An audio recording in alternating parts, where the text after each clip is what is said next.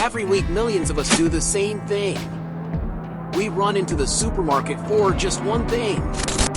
10 minutes later, we're standing at the checkout with $60 worth of snacks, a bag of salad we'll forget about, and sitting right there, warm and tempting in its plastic clamshell, a perfectly golden, ready-to-eat rotisserie chicken for $5. Well, wait a second.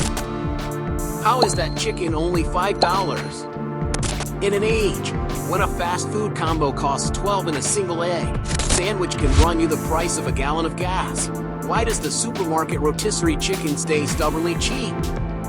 Are they cutting corners? Hiding secrets? Or are you, the customer, being played one delicious, salty bite at a time? This is the story behind brand success, where we show you how a simple spinning bird became one of the smartest money traps in retail history.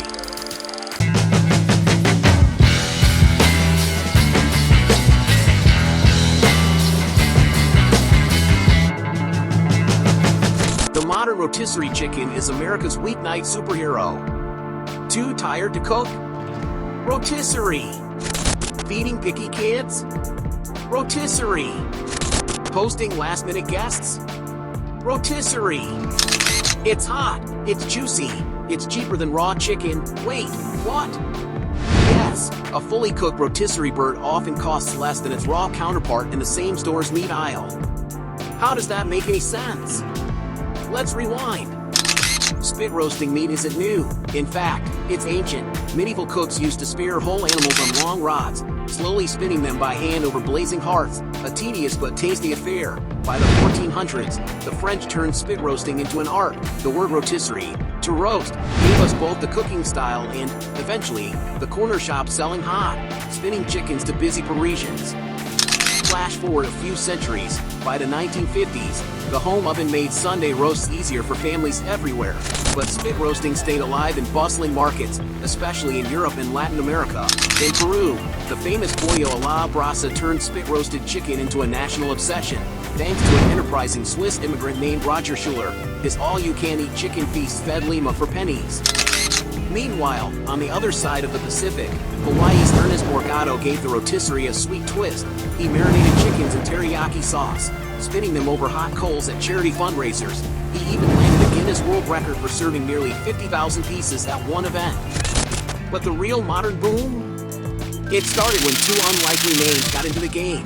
A country music superstar, Kenny Rogers, and an old Boston takeout joint.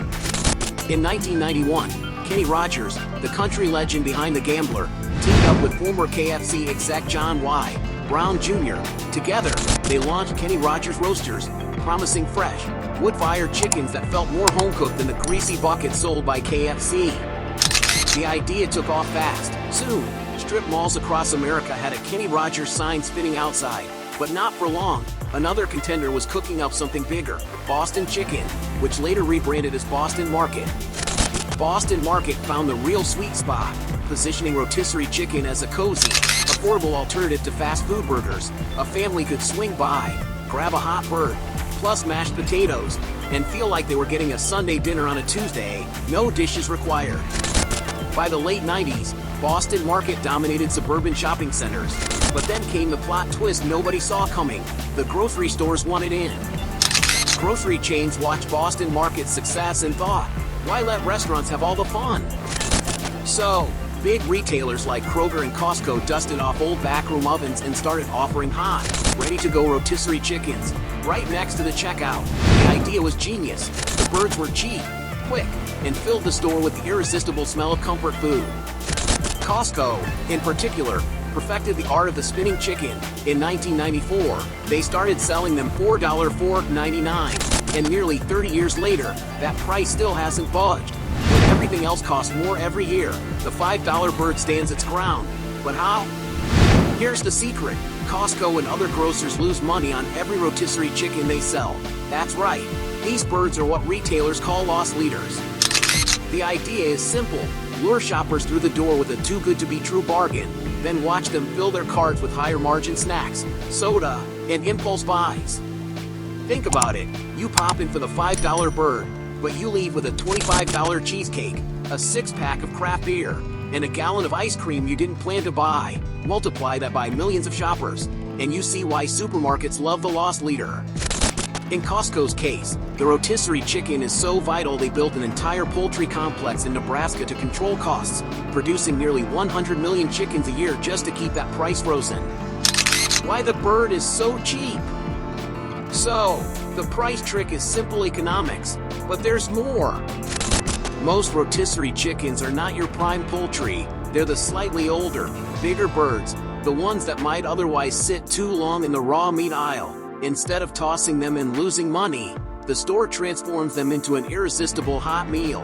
Inject them with brine, mostly salt, water, and preservatives, and you've got a plump, juicy product that can be spun for hours. This brining does two things. It keeps the meat tender even if it sits under a heat lamp all day, and it amps up the flavor with a salty, savory punch. Some people claim that's why Costco's chicken sometimes tastes soapy. The sodium phosphate used to help hold in moisture can have a faint chemical taste if overdone. For shoppers, the rotisserie chicken is a lifesaver. Busy parents can skip drive-through lines. College students can eat for 3 days for $5, and the store's goal? Make you come back every week for another. In the grand scheme, it's genius. Costco alone sells nearly 120 million rotisserie chickens a year. Even if they lose up to $50 million annually doing so, they make that money back. And then some, when you buy other stuff you didn't know you needed. It's the same logic behind cheap hot dogs at IKEA or free refills at fast food chains. Hook the customer with something cheap, then profit on everything else. Of course, there's a flip side. Some critics argue the low price hides the true cost. Factory farming shortcuts, massive industrial ovens, and additives that some health-conscious shoppers would rather avoid. The cheap chicken supply chain puts pressure on farmers to raise more birds for less money, sometimes leading to questionable conditions for the animals. Even so, millions keep buying, because let's be honest, for under $5, most people look the other way. Time saved, dinner solved.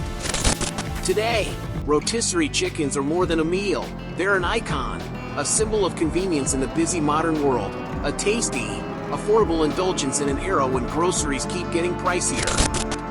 Want proof? Next time you visit Costco at dinner time, count how many people have a steaming bagged chicken under their arm. You'll probably lose count by aisle 3. So what does the humble rotisserie chicken teach us? Backhand index pointing right first. Marketing is everything. What looks like a cheap dinner is actually a brilliantly disguised shopping trap.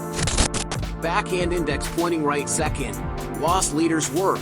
People will drive miles for a $5 chicken and leave with $200 worth of groceries they didn't plan to buy. Backhand index pointing right third. In business, perception is power. The warm smell, the juicy skin, the bargain price, it all keeps you coming back. Backhand index pointing right finally. The classics never die. From medieval hearths to grocery store heat lamps, the rotisserie chicken keeps spinning, because sometimes convenience beats cost. So, next time you pick up that golden brown bird, remember, you're not just buying dinner, you're buying into one of the smartest strategies in retail. What's your favorite rotisserie memory? Are you Team Costco, Team Kroger, or do you roast your own? Let us know in the comments. If you love untangling hidden business stories like this, hit that like button, subscribe to Behind Brand Success, and turn on notifications. Stay curious, stay hungry,